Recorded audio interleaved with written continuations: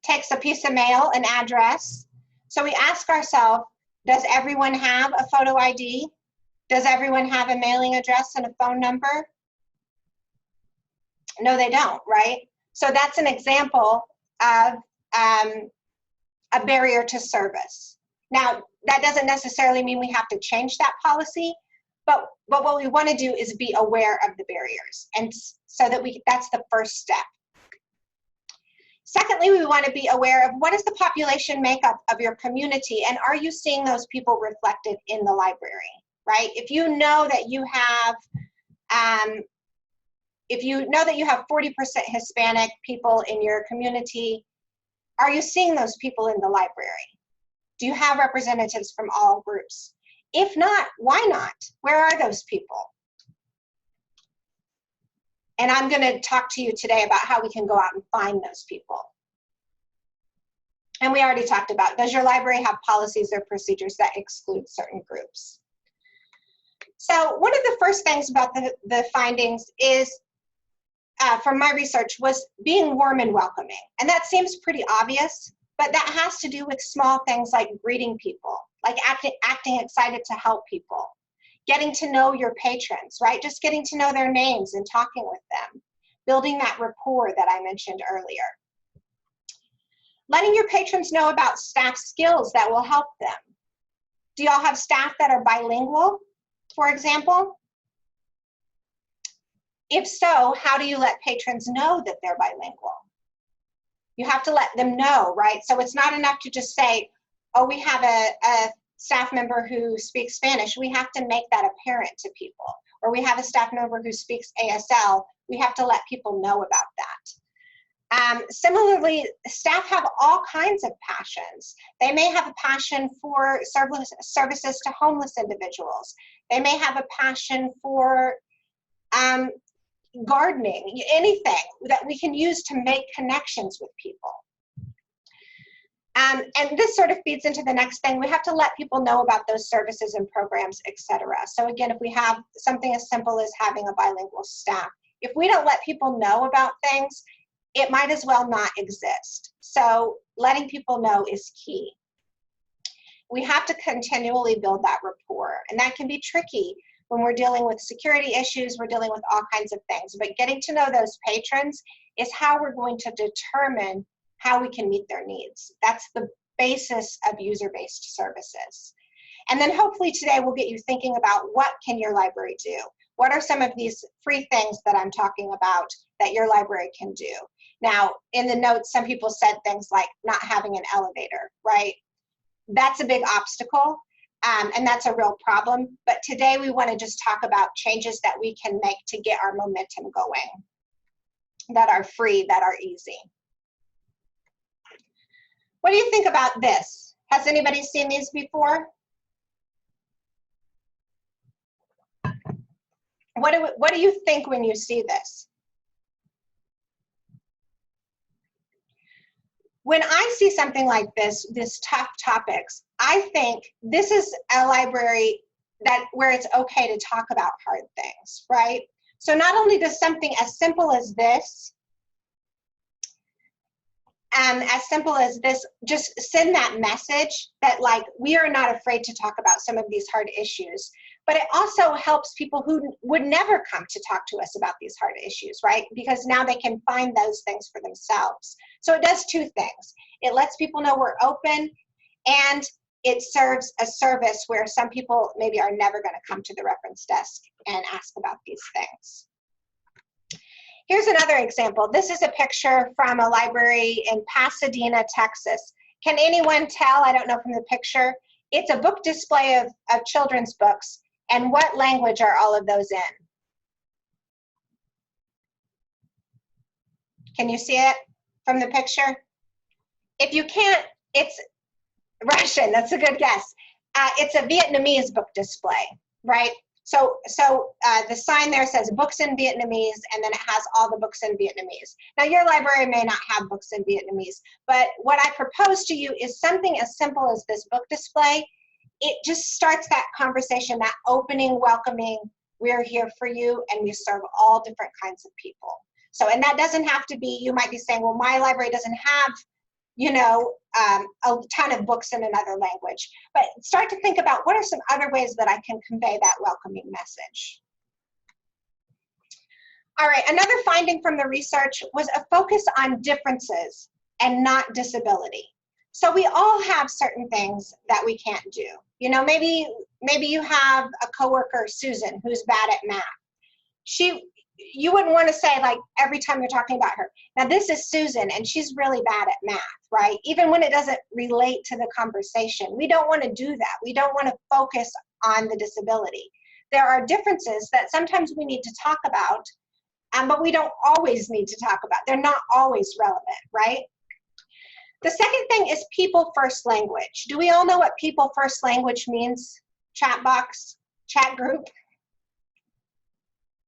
Yes, good. So that's when we're saying something like, okay, so some people don't. So this is when we're putting the person first. So we say a person with a mental illness, not a mentally ill person, or not a schizophrenic.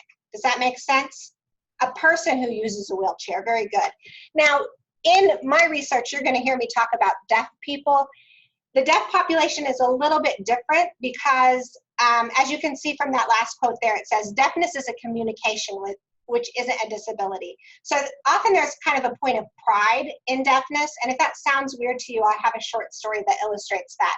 So I was giving a presentation, and there was a deaf interpreter there, and he came up afterwards and talked to me, and he said both of his parents were deaf, and they had 4 children who were all hearing, and his parents were very disappointed, right?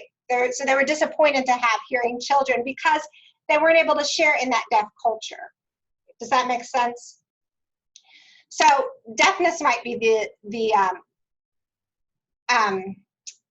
different one, but otherwise it's the exception to the rule. But otherwise, we always want to use people first language unless someone has told us otherwise, okay? The next piece is there are no problem patrons. Do you all believe that? Do you believe that there are no problem patrons? Usually when I present this in a group, I have everyone repeat after me. There are no problem patrons. And that usually elicits a giggle from the room. And the reason is because we talk about problem patrons, don't we? But I want to propose to you that there are only patrons who have unmet information needs, okay? Now, maybe there's some people who just come to the library to commit crime and things like that. I'm not talking about those people. That's the vast minority. But we're talking about when we encounter someone who seems like a problem patron, I want you to ask yourself instead, what is this person's unmet information need? And how can I help them meet that? So sometimes people present a behavior to us, and we have to look and see what's under that. What's really going on in this situation? And that can be hard. That's kind of like one of those soft social worky type of skills. But I just challenge you to try that. The next thing is to change the language, to change the culture. I have a great example here. I went to a presentation, and they were talking about people who use the library a lot as power users, right? So, for example, some of our individuals who struggle with homelessness, some of the teens and the young people who just get dropped off at the library maybe, instead of calling them problem patrons or homeless patrons or whatever, they were calling them power users. Do you like that? Doesn't that flip the switch in your mind a little bit? This person is a power user. They are here to really make use of the library, and I want to help them do that.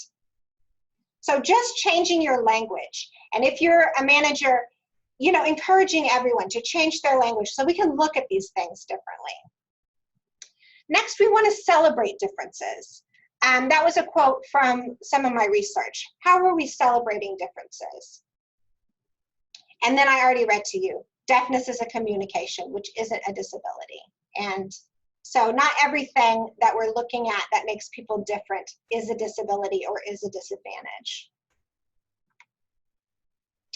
All right, another finding from the research and something that we can all do is take initiative. So the research, here's some quotes from the research that just demonstrate this. I just took a chance and said, yes, I commit to doing this. And then I went to my manager. If I had gone to my manager first, I don't know what would have happened. And that was a common thing people would say is, I just did it. there was a staff member who really took the reins. You may have staff members that have a heart for certain communities. So if you're a manager, I want you to think about how can I empower these people to serve the people that they already naturally want to serve. And this was a librarian talking about why she provided outreach for deaf children. Listen to this. That's why I go into the school. These parents are overwhelmed between doctor's appointments and the fact that you just found out that this child is deaf and you have speech therapy and 500 other things. The last thing you think about is bringing your deaf child to the library to story time. So whatever program we do, we bring it there. Now, everyone, I want to ask you, isn't that going to be the case with most of our underserved populations? Aren't most of our underserved populations going to have a million things going on? If you were someone who was struggling with homelessness, would your first thought be to take your children to the library for story time? That would be weird if that was your first thought, right? Because your first thought is getting a roof over your head and feeding your kids and doing all the other things that you need to do. So this is where we really need to start to think about outreach. And we'll talk more about that. I already talked a little bit about how we can utilize staff passions. We have to get to know each other as library staff and find out what are we passionate about? What do we already have knowledge about? I feel like so often when we're librarians, we might say, you know, I'm a reference librarian or I'm a tech services, but I want to encourage you to also think about groups that you can serve. So you can be an expert in reference, and you can also be an expert in all your local areas resources for someone who would be struggling with homelessness, for example. Where can you take a pay shower? Where can you sleep overnight in a shelter? How can you apply for temporary housing, right? So when we're looking at our staff collectively, we have people who are creating these kinds of resources and keeping up with the resources in the community and elsewhere so that we can best serve these underserved groups. The next thing is outreach brings people into the library. I have seen this happen time and time again. You go, you do some outreach somewhere, and then you see those kids or whoever you've served in the library. They just, where were they before? The outreach has sent them the message that they're welcome. We want you to come in. I did outreach for English speakers of other languages. So many of those folks then started coming into the library because they felt safe and they knew that maybe I knew now that they didn't speak the best English. And so they were more comfortable coming into the library. So the reason I say that is because if you're a library that has a limited budget, you don't need to latch onto one group and just do outreach with them forever. You can do some outreach with one group, pull them into the library, then focus your efforts somewhere else and do some outreach and pull those people. And that's how we build our patron base, right? We're pulling people in and letting people know you're welcome here. And you're so welcome, I went out and I got you. And we'll talk a little bit more about ways we can do that. Another finding from my research that I want to share with you is don't be afraid to build programs around the needs or interests of small groups. Quite often they won't be the only people who use that service. So for example, if we take something like sign language story time, in the chat box, can you tell me what are some other users who might use sign language story time? I'm having a sign language story time maybe to serve deaf kiddos. Who else is going to appreciate that?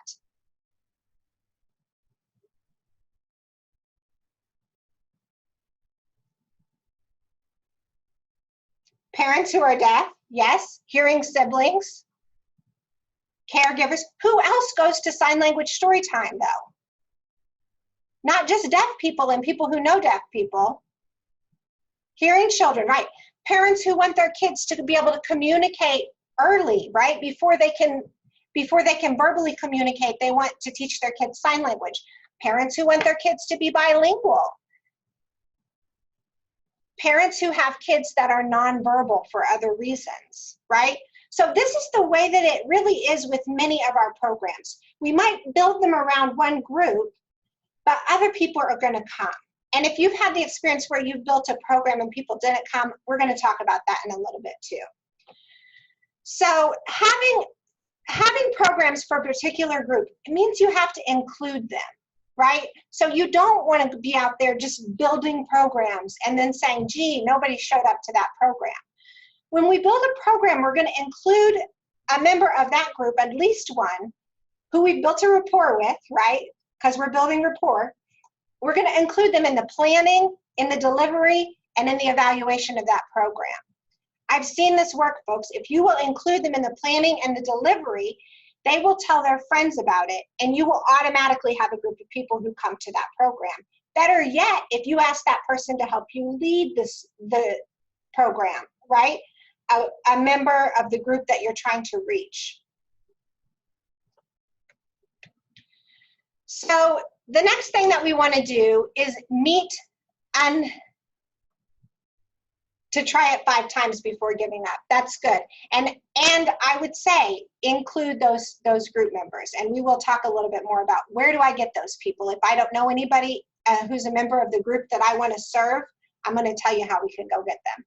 So meeting unmet needs. As we said, we need to get to know our patrons.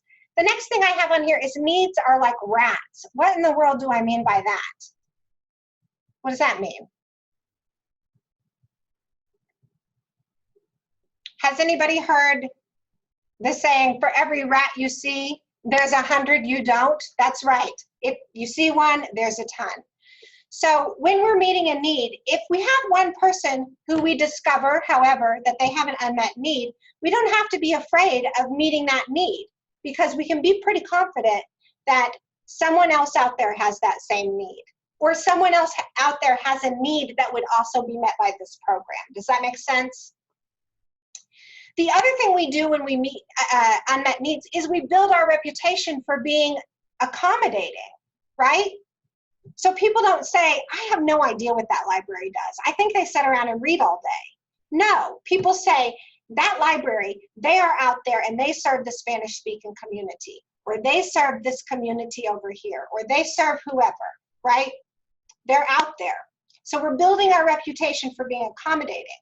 Not only does that do good things for us, it does good things for our tax base, but it brings in more programming, because then people know, oh, if I have an idea for a program, I'm going to go talk to them about it, right? And then suddenly our job becomes easier. Here's a quote from my research. We are very active in seeking out deaf and hard of hearing patrons because we want to make this a first thought for people, that this is the place for lifelong learning, and no matter what your needs are, we will be able to accommodate them, all right? So that is the message we all want to send, so that within several groups, people say, the library can help you with that, whatever it is. Partnering with nearby agencies. So this is where sometimes librarians, I think that they have to do it all. They have to run all the programs, they have to know all the information. That's not the case. We can partner with nearby agencies and provide mutual benefit for each other. So we might need some staff training. Maybe I need some staff training in how to help folks with mental illness, right? I could reach out to my community group that serves those same folks and ask, hey, would you come in for a staff meeting? We're needing some additional training, all right? Nearby agencies can serve as a volunteer source. In several of the interviews that I did for deaf and hard of hearing programming, a lot of them were running their programs with volunteers from nearby schools with students who were majoring in communication disorders.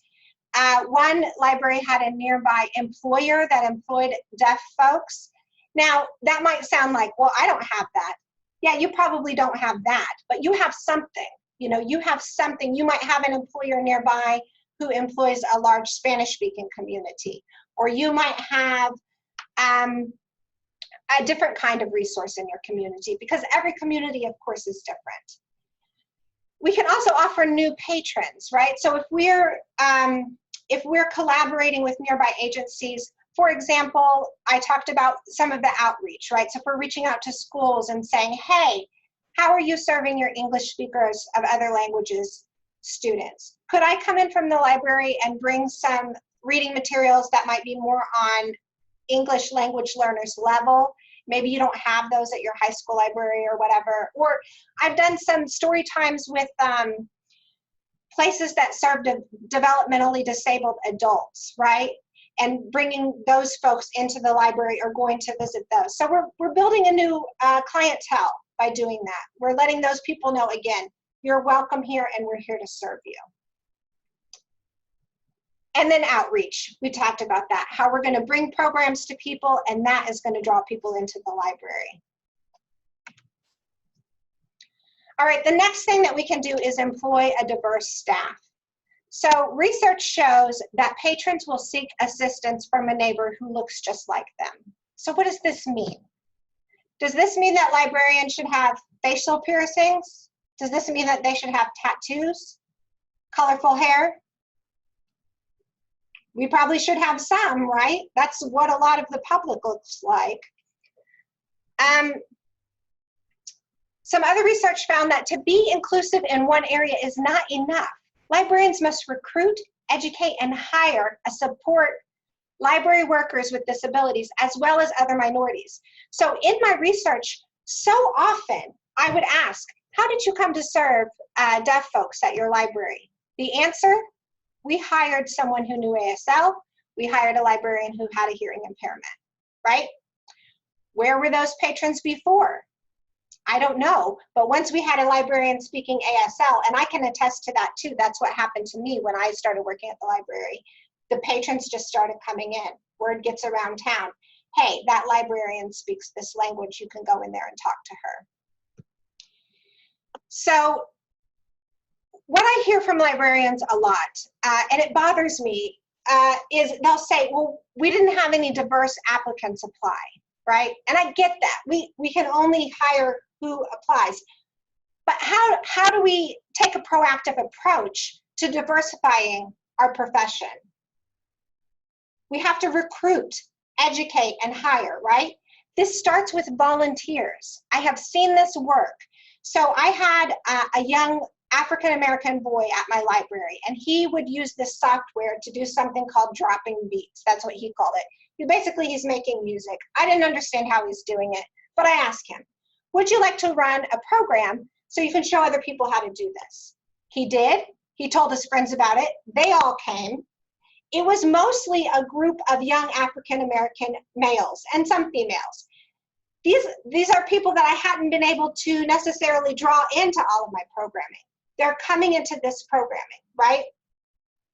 This young boy felt great. He's sharing his knowledge. I didn't know a thing about it, but I didn't need to, because I just needed to include him in the planning and the facilitating and the evaluating of the program, right? And he told all his friends about it, so they're here. And then later, a position came open for a library page, and I encouraged that young man to apply. And then guess what? Last time I was back in my hometown, I went to the library and he works there. He's a librarian now, right? That's a long process, but that's where it starts. We're pulling people in at the base level, we're serving underserved communities, and we're letting people know that librarians look just like you, that we want to help you, and we're helping to diversify the profession, all while serving people. So I hope that makes sense to everyone. It's powerful because we're doing several things at once. Diverse volunteers can help. So again, if you don't have a diverse staff, this is where you've got to go out and get some diverse volunteers. So let's say, for example, that your town has a large migrant worker / Spanish speaking population, right? How are we going to go get a diverse volunteer to serve some of these folks? Like migrant workers often don't stay in one place, so they can be kind of tricky to serve. What are we going to do? You have ideas?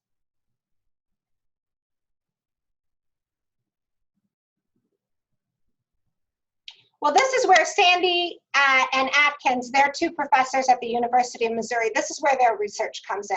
So they talk about gatekeepers, and this is really an idea, a Spanish-speaking high school student. That's great. That's wonderful. Especially if that person is a member of this community that we're trying to serve. We can also go to the place of employment where a lot of these folks are working in this scenario I've given, right? And that's what this gatekeeper has found. If we can go and just make one connection with somebody who is kind of a pillar of that community, who's respected in that community, that one gatekeeper will facilitate all kinds of service through the library, just building rapport with that one person. So we don't have to get overwhelmed, and we don't have to feel like as librarians we have to do everything. All we really need to do is make those key connections. Then we can figure out what kind of services would benefit your community, and would you mind to help me plan some of those services? If you can find that person, you will expand your services vastly.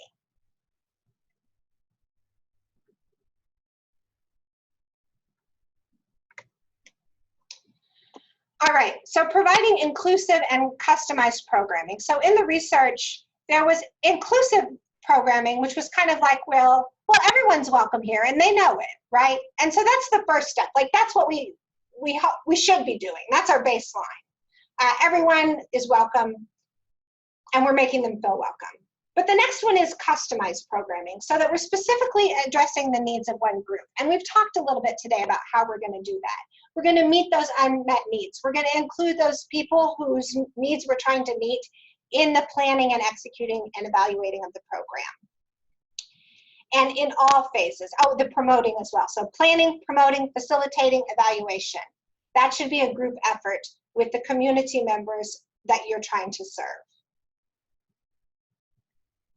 A Spanish-speaking senior citizen, someone says, great. That person probably has a lot of free time, so that's a great thing. But remember, if we're trying to get migrant workers, we want to get somebody who's a member of that migrant community, right? A Spanish speaker is good if those migrant workers speak Spanish, then that's, but we still haven't quite found our gatekeeper for that particular community. Does that make sense? We've overcome the language barrier, so that's step one. But we want to make sure we're addressing the needs of that particular community.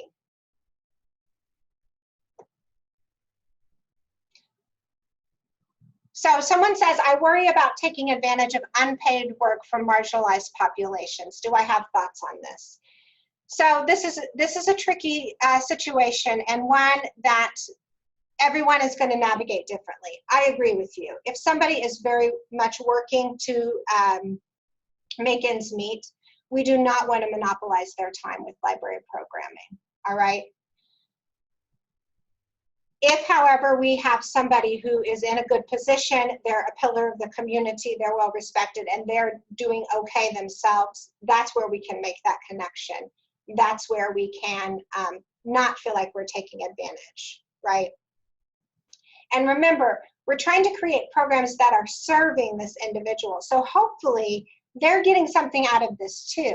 If at any time it feels like we're taking more than we're giving, definitely we need to stop and reevaluate that situation.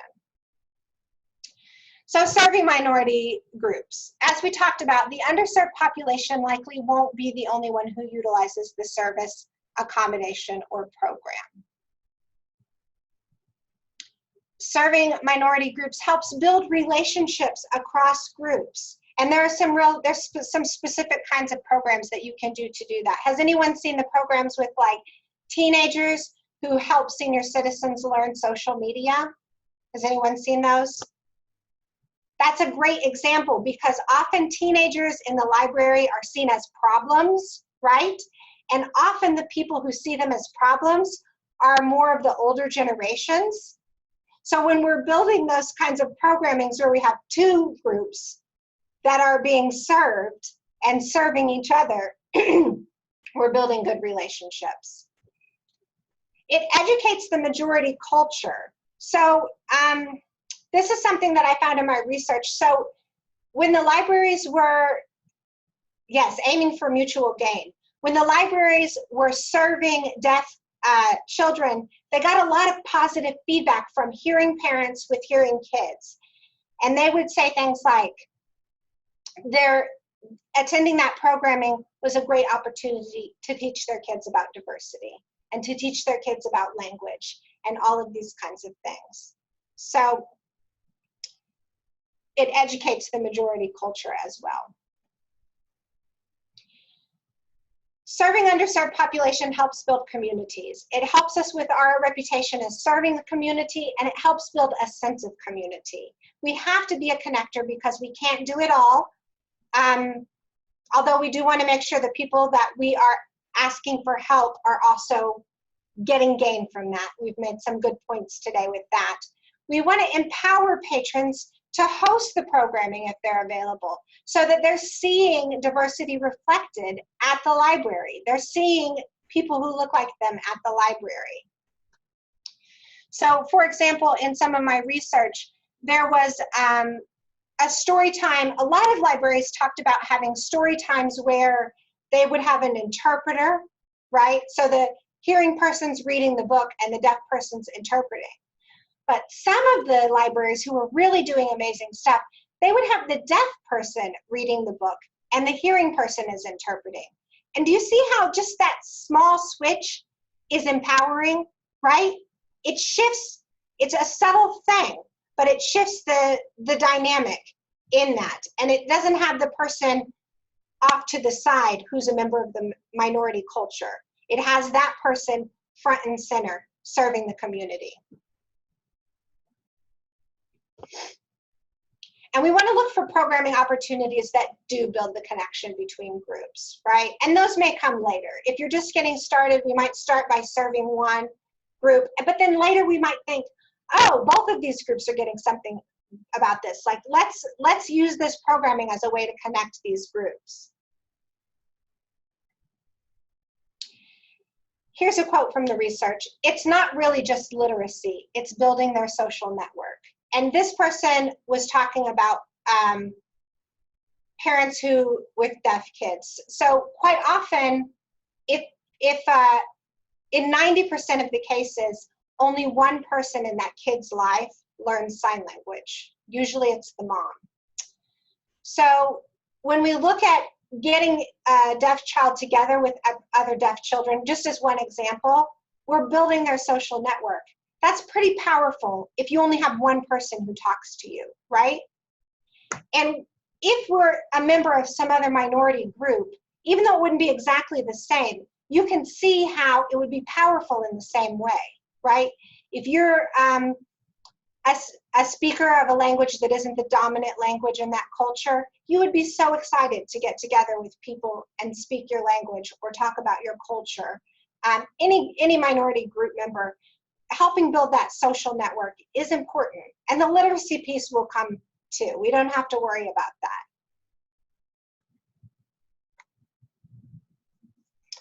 All right, so in summary, here's the takeaway. We want to start by looking at our staff and our community. We want to think about some of the accommodations that we can make, and we want to ask questions. Even if we don't have answers for the question, we want to ask questions. We just don't want to accept things that we're given of like, oh, every child, this must apply to every child. No, we want to say, is that true? Right? With everything. We want to make partnerships with nearby agencies. Those partnerships are going to be mutually beneficial in most cases and help us expand our service that we're providing and provide better service. We want to promote inclusivity and normalize differences. We're being focused on differences, not disability, right? Where are really the differences and how can we make those people that are not being served or that might have that difference feel included? We want to hire diverse staff whenever we can.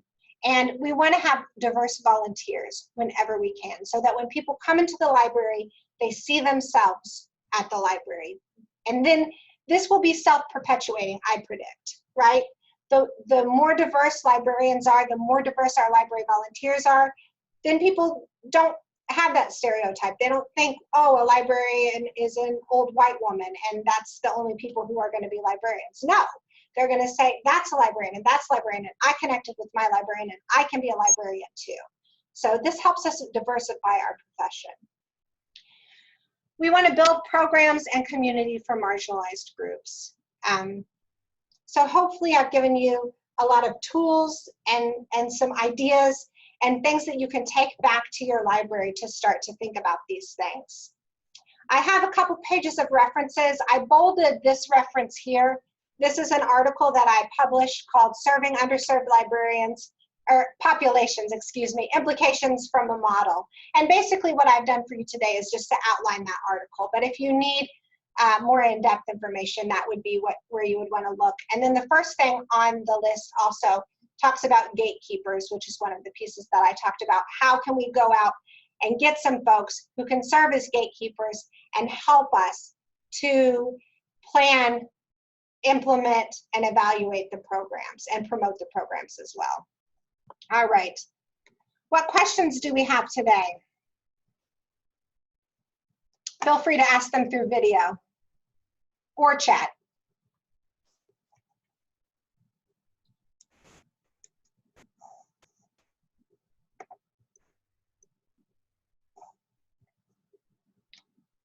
Here, I have a question. Yes. So, with your earlier example of like the migrant workers or people who you're trying to bring into your program who typically aren't out in the community, like as they're not going to approach the library, is there a way for you to go out to where they are or maybe host some kind of event out near their area that might bring their attention or some, you know, how would you go about bringing in those distant kind of people? Great question. Okay, so I'll give you an example. We talked about migrant workers and we talked about deaf people. I'm going to give you an example from the deaf community and then we'll talk about the migrant workers. So when people talk to me about, well, how am I supposed to make connections with deaf people, right?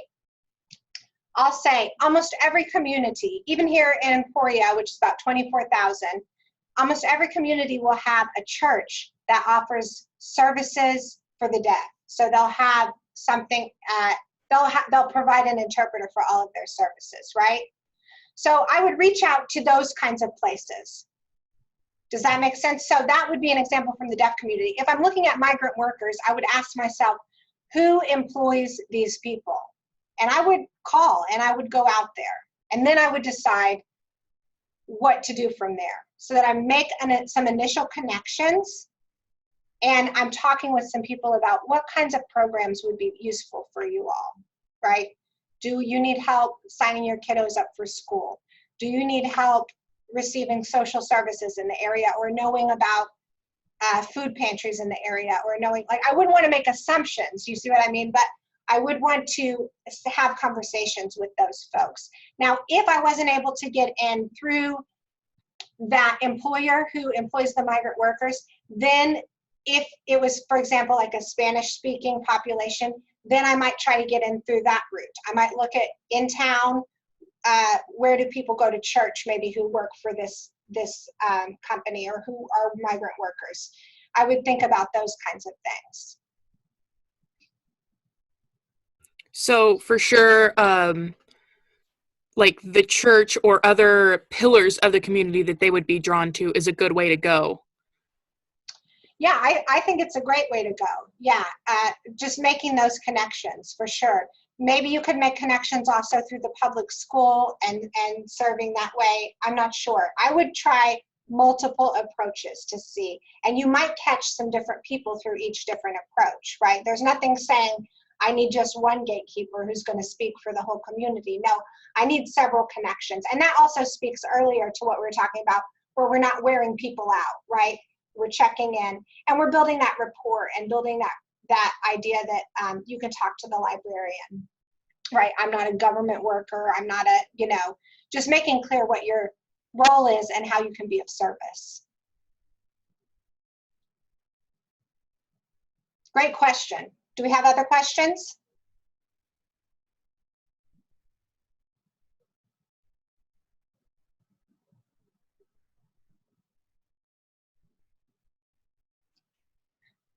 Well, I hope that everyone feels like they've gotten something out of this and that they're in some way inspired to do something a little bit differently. Whatever it is, every little tweak that we make is helpful. So don't be overwhelmed. Just think about the things that you can do and start there. Whatever it is that you can do for your community. Okay? If there are no other questions, then that's all I have. Thank you so much for coming, everyone. I really appreciate it. Have a great day.